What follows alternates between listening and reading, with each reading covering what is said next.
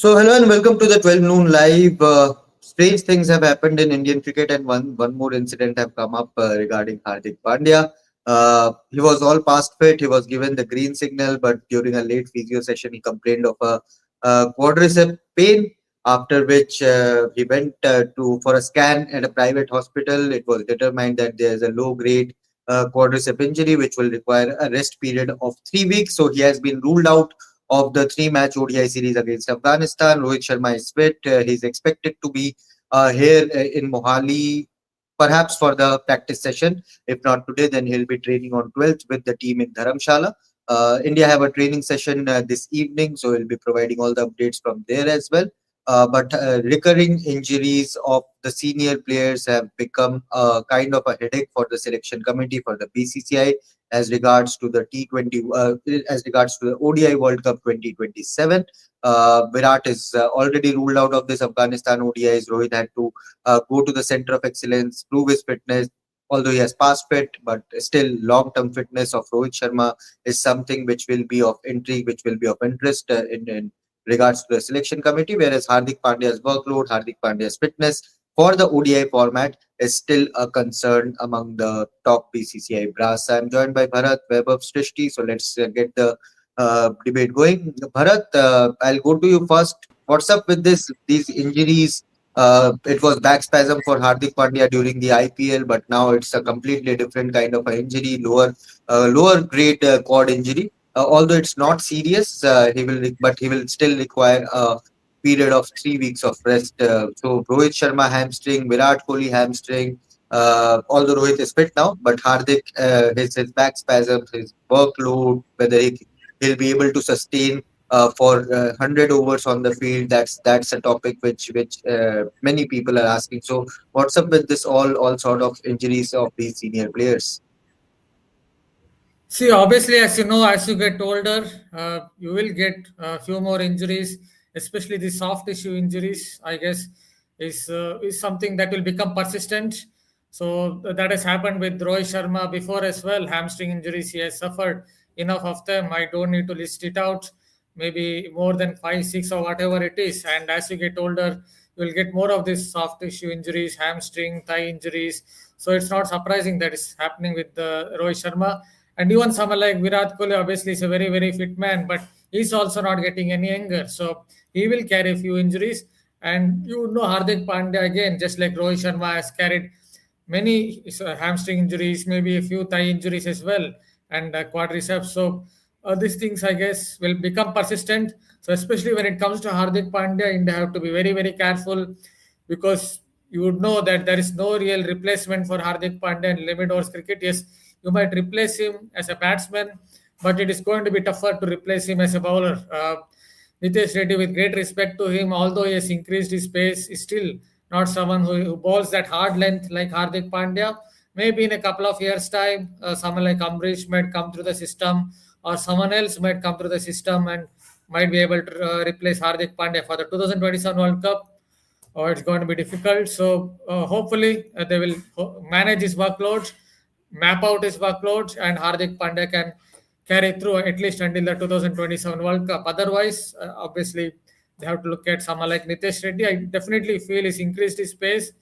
That's a good sign, welcome sign from India's cricketing landscape. But having said that, I don't think we can. He's a like for like replacement for Hardik Pandya. So even more than Rohit Sharma, even more than Virat Kohli, I think India would be really concerned about Hardik Pandya's soft tissue injuries. I don't think it will stop because these injuries are very persistent and very recurring in nature, especially as you get older. So fingers crossed, maybe one can go to temple, mosque, church, or whatever it is, and pray for Hardik Pandya over the next 1 year because one has to keep the fingers crossed, especially for Hardik Pandya when it comes to injuries. Vaibhav, how do you see this injury? I mean, is it the main reason why the selection committee or the team management remains, a bit non-committal about the long-term future of all these senior players? Whenever we have asked to beat Gambhir, beat the coaching staff, Sitanshu Kotak, Ryan Morney, or even during press conferences of Ajit Agarkar, they have all said that 27 World Cup is still a couple of years away, one and a half years away. Is this the main reason why the top top people from the Indian team management selection committee are not committing to the exact future of all these senior players in the ODI team for the World Cup? Definitely. See, performance, as we say, performance is obviously a merit for the selection, but you have to keep the fitness in mind as well. And last year, obviously, Rohit Sharma shed weight, but the hamstring issue has been a constant with him. Last year, also, IPL, he had an hamstring issue. This year is the same. Then, when it comes to Virat Kohli, last year, Virat hasn't been, been injury prone throughout his career, but now, if you look at him, well, I don't know how after how many months or years One I of am the believing. biggest reasons Virat did not pick any major injury because he used to pick and choose a lot of series, bilateral series Yeah, during exactly. the At that peak time. of his prowess. During that 2016 to 2019 period, he has missed a lot of bilateral Asia Cups uh, because he wanted to maintain his workload. Yeah, that's what workload management with the senior players is what even selectors, team management, everything keep an eye on. And the one interesting point that Ajit Agarkar made in his last press conference, he indirectly put Hardik Pandya in the same bracket as Jasprit Bumrah. So he knows that both are important, both are crucial commodities to Indian cricket, but both Mhm. are injury prone. And looking at the next World Cup, they know that like Jasprit Bumrah, Hardik Pandya is also irreplaceable. I completely agree with Bharat on this. That these players are cannot be replaced, and you in this segment, the seam bowling all rounder segment, you don't have many options, and that is why selectors remain non-committal about the future of a Rohit Sharma, Virat Kohli, even Hardik Pandya. What will happen even if Hardik Pandya plays 2027 post that? What will happen to his place in the next cycle till that Nitish Kumar Reddy will develop? Players like maybe Shivam Dube can come in. Shardul Thakur can be looked at for the next World Cup. He has already said, I want to play the next World Cup because he was the part of the last World Cup.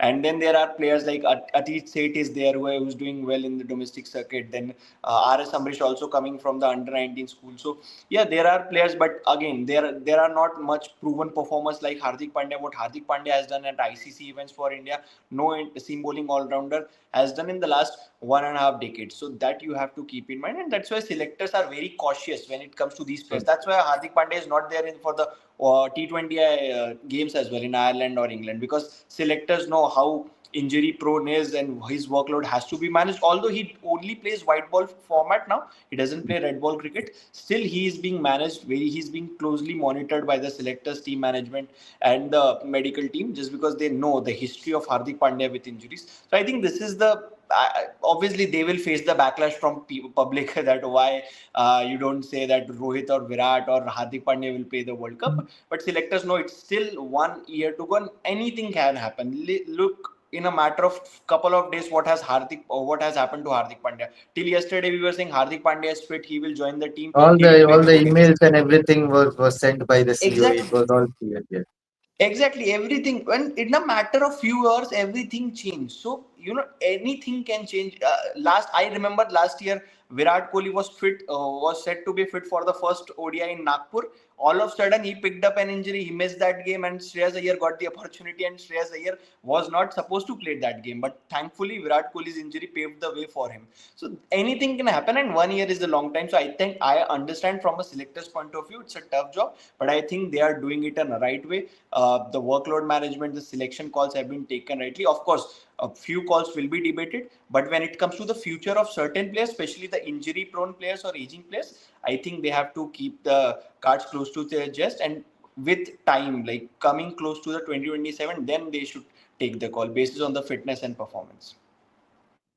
Now, Srishti, that makes this ODI series very important for Nitish Kumar Reddy as well. I'm assuming that he is going to play all the games given Hardik is not here, and it is a good time for the team management to look at him in the ODI format as well. So, how important this series will be for Nitish Kumar Reddy?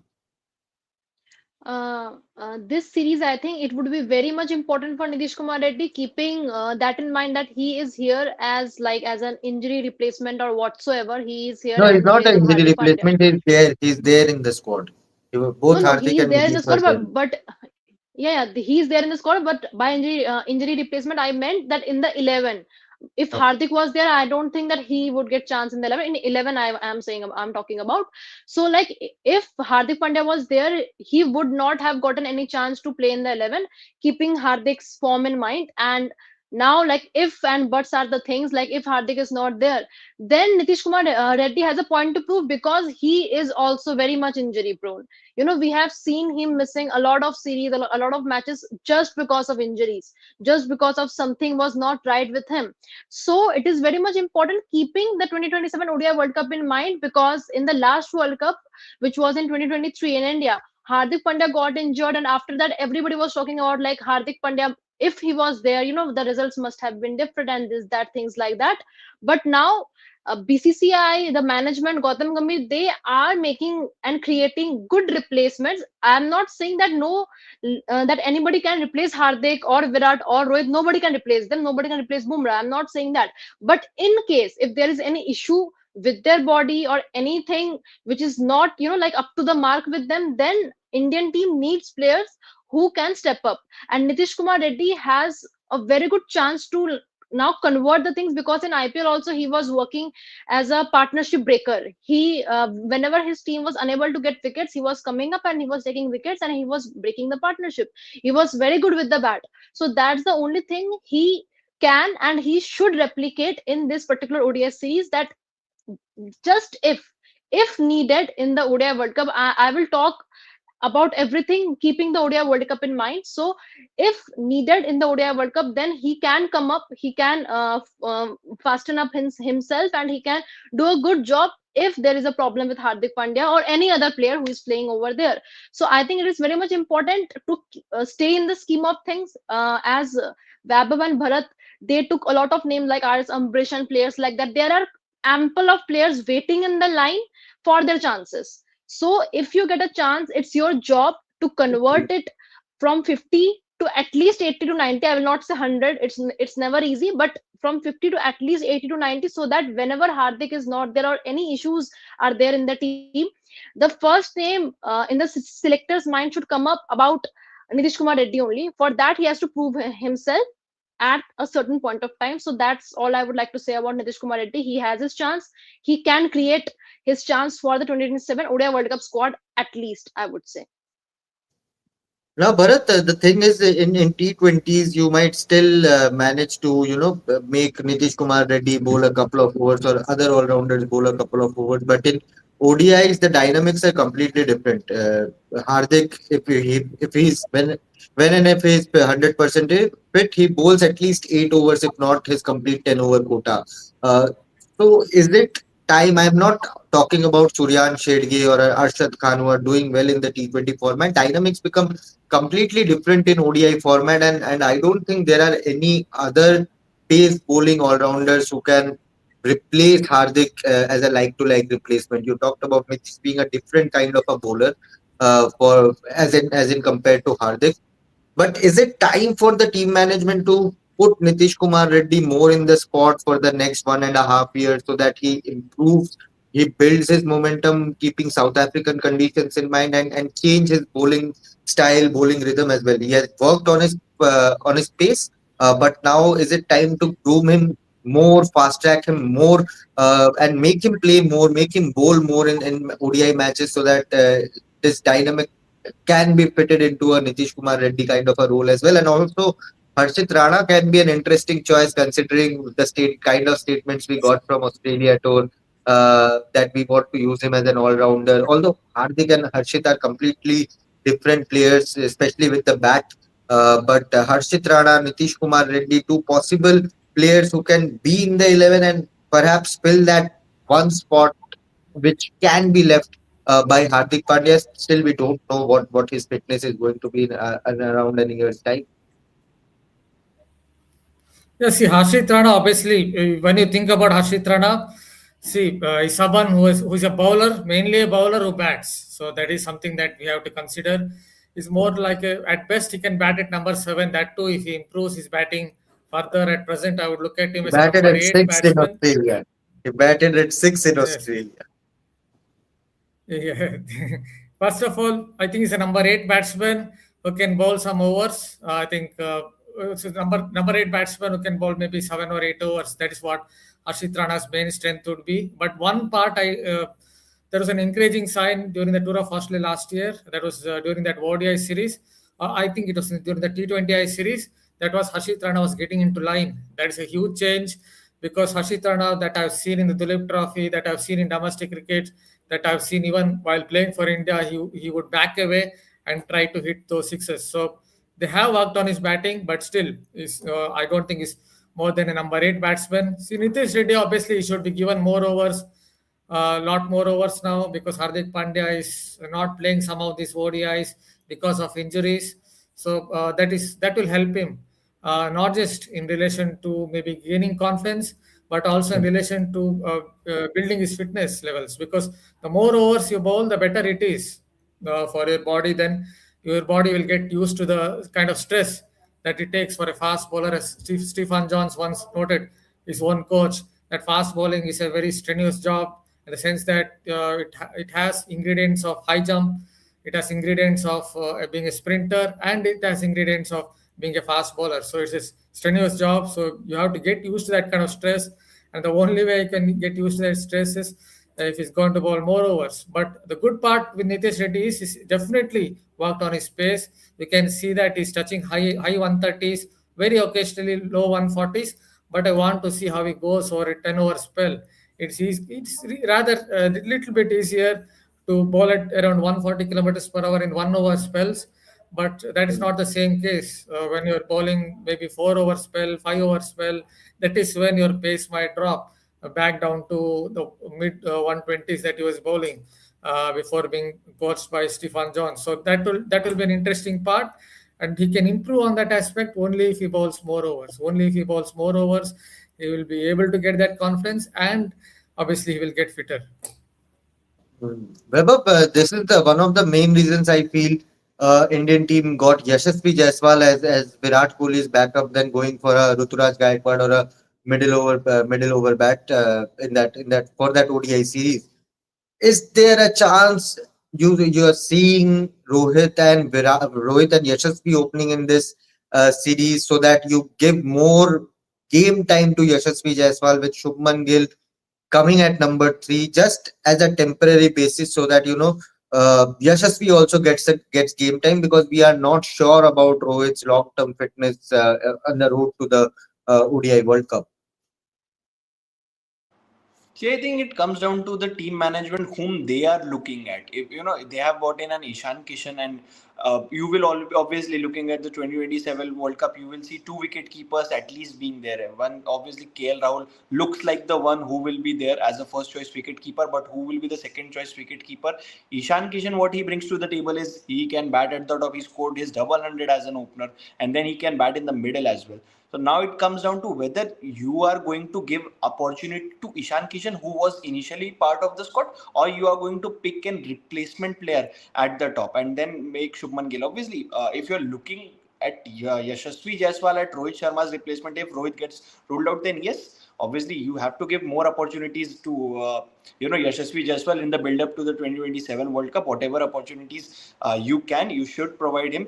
But if you are looking at a Ishan Kishan, then I think Ishan Kishan should be kept ready. It shouldn't be like the case of a Rishabh Pant that he's traveling with the team as a second wicket keeper. Every series he's playing, multi-nation tournaments he's playing, but he's not getting opportunities in the playing 11. You have the skill set, but if you're not going to get the opportunity, then there's no point. Ishan Kishan has done really well in the recent past in T20 cricket. Now, as you said, the dynamics of ODI cricket is completely different. He hasn't played a ODI game. It's a very long time. So I think it comes down to the team management whom they are looking at. I think as of now, they are looking at Ishan Kishan as the second wicket keeper for the 2027 World Cup or the first wicket keeper, whatever.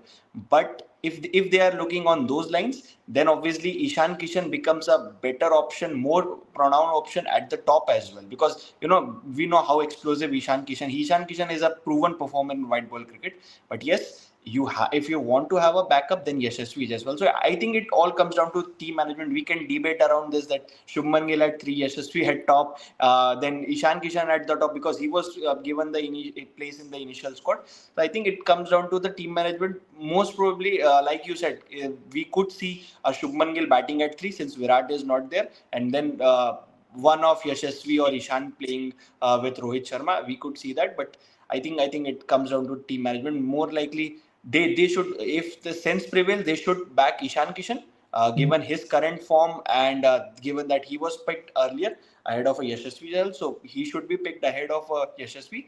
But if they are looking, team management seriously looking at Yashasvi in case Rohit is not in the scheme of things for 2027 World Cup, or if he misses out due to injury, then obviously Yashasvi should be given a go. Shrishti, what do you think about Yashasvi Jaiswal? Do you see him playing in the 11? I do see him playing in the 11 because in the last series also, like, he did a good job. He scored 100, and about Ishan Kishan, like, nothing to take away from him. He did a really, really good job in the T20 World Cup 2026. But apart from that, he was not in Indian team's scheme of things for a very long period of time, I would say. In the Champions Trophy, the first squad which was announced, Yashasvi Jaiswal was there. At that time, he did not debut also in the ODIs when he got this selection in the squad. So I think, according to me, it's totally my personal opinion. Like if Rohit Sharma is not there in the scheme of things for 2027, Yashasvi Jaiswal should be fast taken. He should be trained and he should be there in each and every games. It's okay if you are not giving him chances. Like, just for an example, if you have 5 ODI matches in a series, it's okay if you're not giving him chances in any 2 of the matches, but you should give him chances in any 3 of the matches, just in case, like, if Rohit Sharma is uncertain, he's not there for the World Cup, so he can come up and he can bat. And he has both the games. He can hit the ball out of the deck also, and he can play a steady innings also in case the wicket is falling from the other striker ends. So I think he is the very good option as a youngster. And everything about Ishan Kishan also, he has not done anything bad, but again, it's been time when he has been in Indian team's ODI setup. So I think Yashasvi Jaiswal will be a better option if Rohit Sharma is not there. And if you can fast track him, I believe in him that he could do a very good job for Indian team with Shubman Gill batting at number 3, because Shubman Gill, I remember he himself said in an interview that his favorite batting position is number 3. So I think he will do a good job in number 3, and you can take up any one else as the opener. And if Rohit Sharma is not there again, and Shubman Gill is there, so Shubman and Yashasvi can open and Virat can bat at number 3, assuming that Virat will be there in the ODI World Cup 2027. Again, everything is non-committal and nothing is fixed, I would say, because these players are going through a tough situation, a tough scheme of things, I would say. But if they both are there, they both will play. If any one of them is not there, then we have backups. Indian team have backups, and they can go forward. So for me, I would pick Yashasvi Jaiswal a bit, upper than Ishan Kishan. It's totally my opinion according to the game I have seen. Bharat, let's end the show with you. What do you think about how important is it to, Yashasvi has not played a lot of ODIs. How important is it to give him game time as well so that the backups are ready? And by the time 27 comes, you don't want to be uncertain about your backups not having enough game time under their belt. So, how do you see Yashasvi Jaiswal's place in the 11 or at least this ODI series? See, Jaiswal is a pretty good player, someone who has succeeded in Test cricket. I don't think modern day ODI cricket should be something of a enormous task or climbing up Mount Everest for someone like SSV Jaiswal, because in modern day ODI cricket, obviously, I don't need to say that the white kookaburra ball doesn't do much. But having said that, I think one problem perhaps with SSV Jaiswal is in ODI cricket, what I've seen is he eats a lot of the fielders, in the sense that it doesn't really rotate the strike, and that is what ODI cricket demands. It always demands you to rotate the strike. Maybe it is because a lot of these modern day batters either play T20 cricket or some of them go on to play Test cricket. I don't think they play too much of one day cricket these days, because not many bilateral ODIs are held. Even if they're held, selectors tend to experiment with squads, bring in new players. Some of the seniors don't play, so it's not like lot of these players end up playing list A cricket or ODI cricket. So in that sense, maybe he needs to play a few more matches. It could be just about muscle memory where he's able to rotate the strike a little better. I think he did that in that one of the games against South Africa. When he got that 100, it felt as if he was again hitting it straight to the fielder for maybe 8 or 10 overs. Then suddenly he got going and they ended up with 100. So maybe that 100 would give him confidence. I think that's the only thing that is perhaps stopping SSC Jaiswal from maybe succeeding even more in the ODI format. Otherwise, I don't see any other reason other than him succeeding. And yes, he should be given more chances so that India will have better bench strength as soon as one or two players get injured, then they would have SSC Jaiswal to step up and do well. Obviously, the conditions in South Africa would be slightly different. There could be a variety of conditions, but still, you would have someone who has played enough ODIs and understands what to do in that particular format, especially in terms of rotation of strike. If you notice, even someone like Tilak Verma is struggling in that A series. He's not able to rotate the strike enough. I think that is because all these modern day players don't play enough of ODI cricket. So maybe it's just about developing the muscle memory, and then I think he will fly. Superb, superb. So yeah, let's see whether Rohit Sharma joins the practice session here in Mohali this evening or not. We'll keep an eye on this. And of course, in the ODI series, there will be focus on a lot of players, not only Rohit Sharma, but a lot of players when it comes to backups, when it comes to youngsters. So stay tuned to Ref Sports. We'll bring you all the coverage. Sri Lanka A, India A, Afghanistan A tri series is also going on. Vaibhav will also go to Sri Lanka in the next coming days for the Lanka Premier League. And then, of course, the Women's T20 World Cup is also starting. Trisha is already there giving you all the reports. So stay tuned to Rev Sports. We'll give you all the coverage from the sporting Just world. okay. And There is also Karnataka Premier League as well. There is Karnataka Premier League as well. Maharaja. all the Premier League leagues are going on. Vidarbha, Bengal, Chhattisgarh, MP, Bharat Karnataka. marking his presence. Bharat marking his Bharat, presence. I will be Bharat, going to Maharaja Premier League. Bharat will be there. Bharat's presence is always there. He gives you all the technical analysis, news from Bengaluru, from other sports as well. So yeah, I mean everyone is contributing. Good to see that. Hopefully, we'll continue to do that and continue to grow. We'll be back in some time. So stay tuned to Rev Sports and thank you so much for watching.